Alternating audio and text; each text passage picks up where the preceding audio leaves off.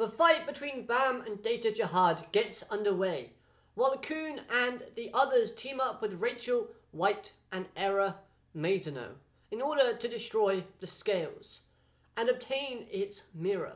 However, after the fight concludes and the dust settles, the real King Jihad descends. Hello everyone and welcome to the Enemies in here, and today we're here to talk about the Tomorrow and the Power arcs within the Tower of God Webtoon series. Some fast-paced, explosive action, and Rachel continues to enrage the fanbase by just being scummy.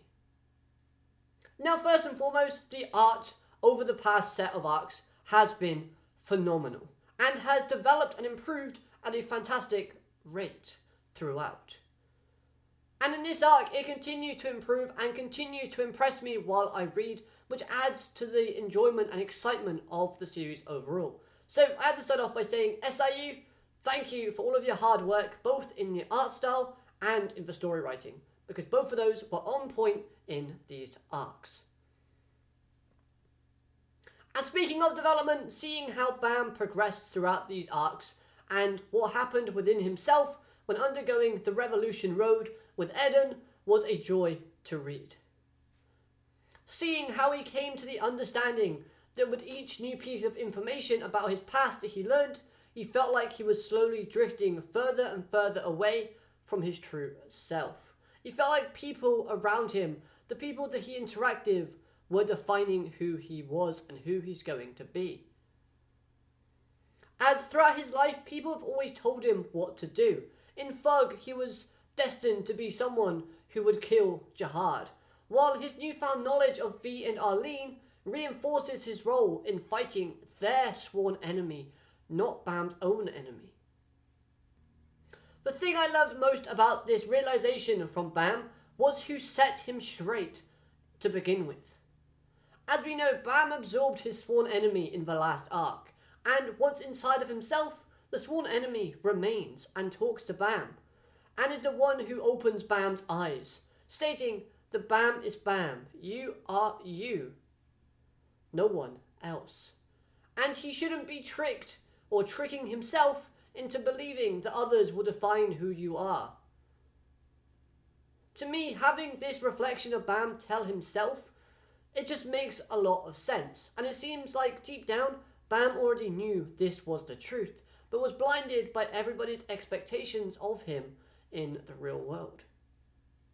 To me, Bam felt like he learned all this new information, he was told all of this stuff by multiple different people, and he just kind of went with the flow, and never really stopped to think, what do I personally want? What is Bam supposed to be? Is he supposed to be someone who exacts revenge on Jihad for his mother and father? Or is he meant to be someone who follows orders from Thug and does their bidding? No, he's meant to just be who he wants to be, and that's exactly what we get told here. Also, the inside interactions between Bam and the Blue Devil was just fantastic. The Devil getting annoyed at Bam for absorbing lots of things, and that scene where Bam states he wants more power.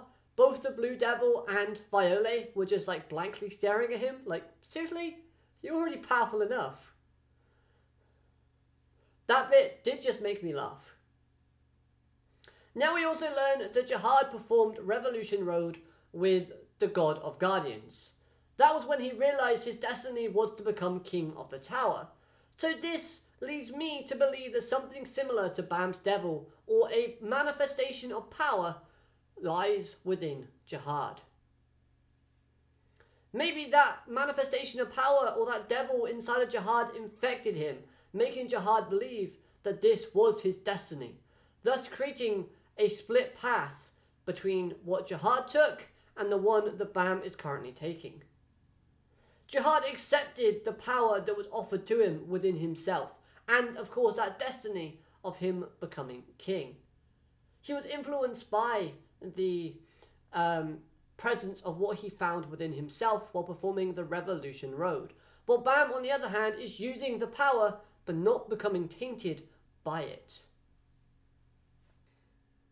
Now, in terms of Bam feeling scared or worried or anxious about the fight to come, at the beginning of these arcs, I thought it added a bit more realism to the vibe and feeling of the chapters, because we saw how outclassed and outmatched Bam was at the beginning of the training arc when going up against Jihad for the first time.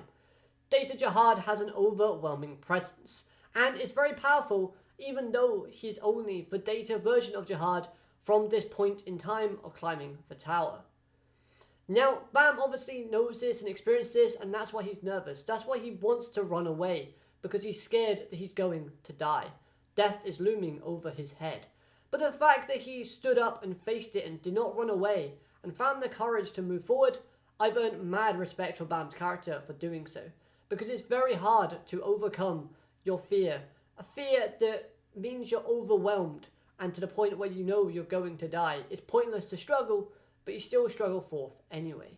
When characters do that in any sort of manga, anime, or any sort of media, I really do like it when that happens, because it shows great characterization from them and great commitment to what they want to achieve.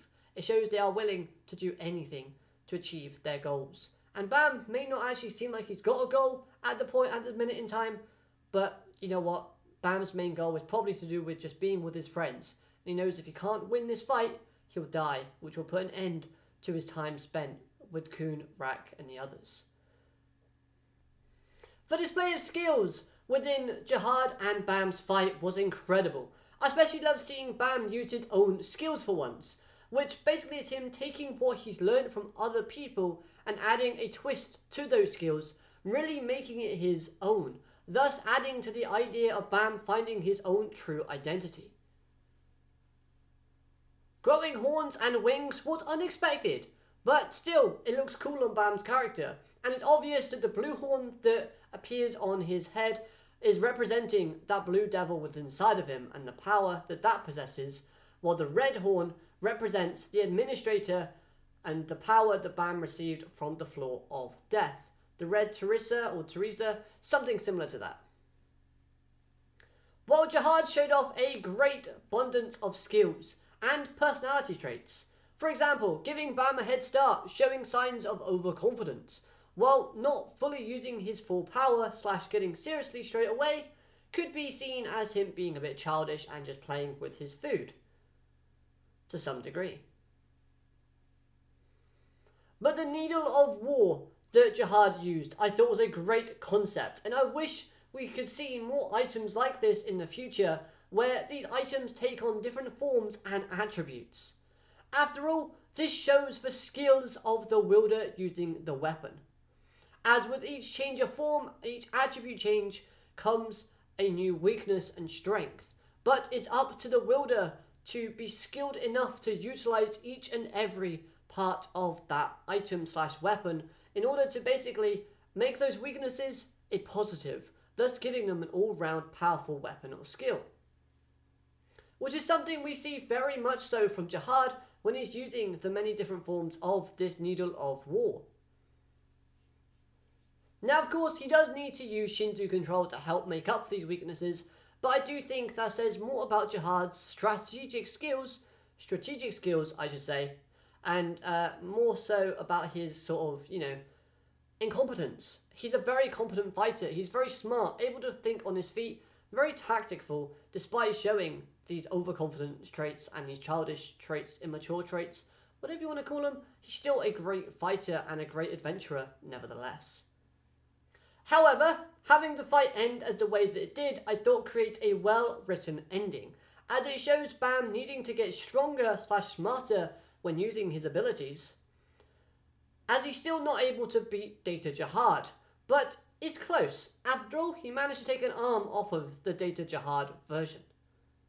But it also plays back to the idea of destiny changing people, as Jihad had lost his desire for adventure, and that was most likely thanks to him being consumed by his newfound destiny of becoming king of the tower.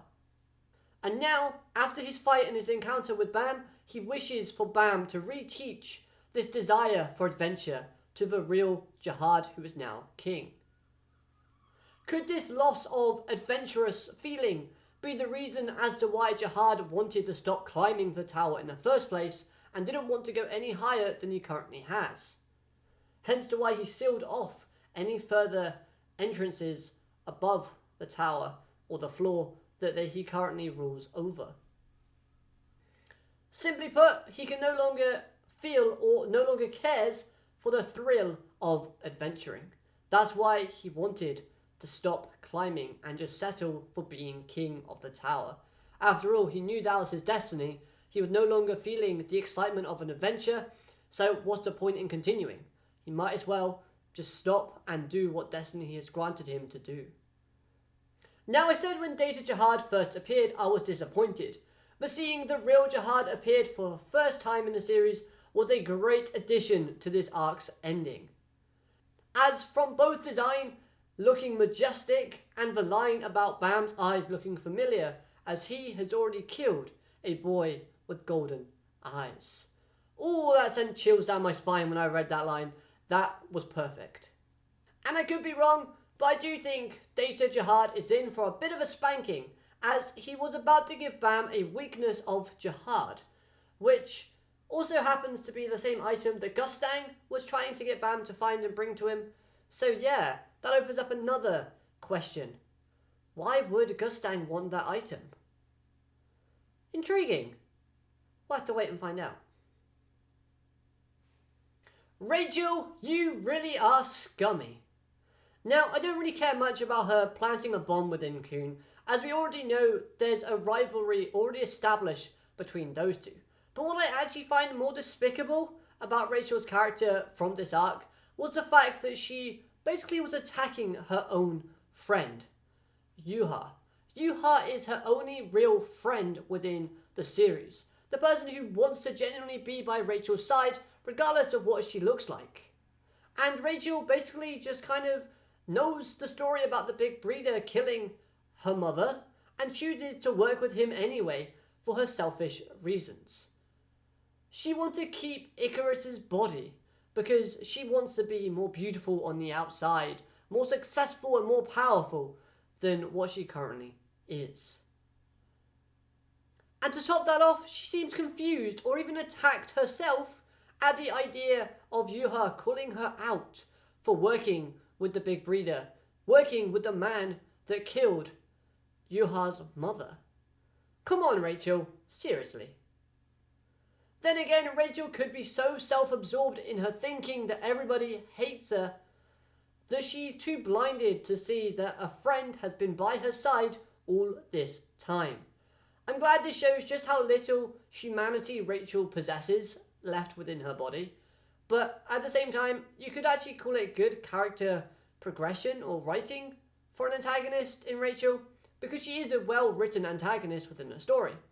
Because she's meant to get you heated, she's meant to get you hating her, and she does that.